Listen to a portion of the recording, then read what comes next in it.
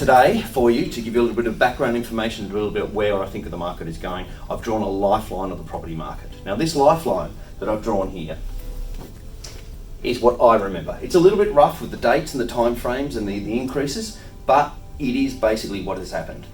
So I go all the way back, showing my age here, back to 1987 when the crash happened. So what we did was, there's a few really key interesting things that we want to look at here. We want to look at basically there's some key points that happened. 87 crash, last Aussie recession, tech crash, GFC, and 17. As you can see, the market has these quite rapid rises. And they've followed that over there. And this is over 30 years. So this goes back from start up to 2020, all the way back down to 1987.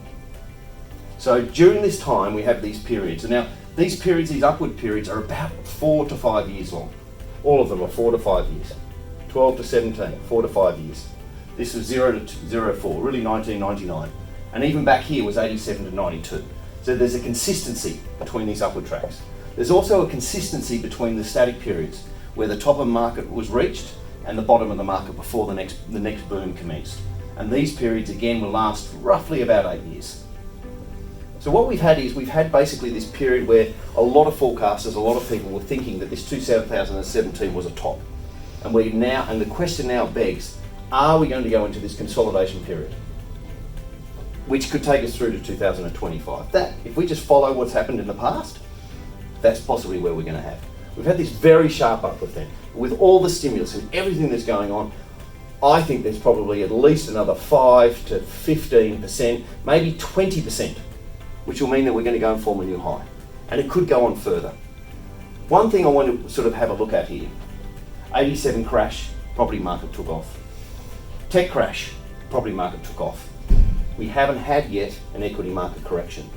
So this could possibly mean that we have massive upside in the property market going over the next 3 years, which would take over, which would mean that this was not a significant top, but just a mid-cycle. This was just we're now retesting the highs and possibly going a lot higher. So we could see, what this tells us is, now is not the time to be short in the property market. You should be long this market, you should be in the market. It also tells us that it's not the beginning of a new cycle.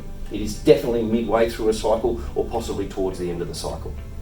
So I think that what you could say for a pretty well good thing, unless there's some form of external event, something like coronavirus happening, the market is going to move forward, possibly 5 to 15% over the next 12 months, and it should be fast.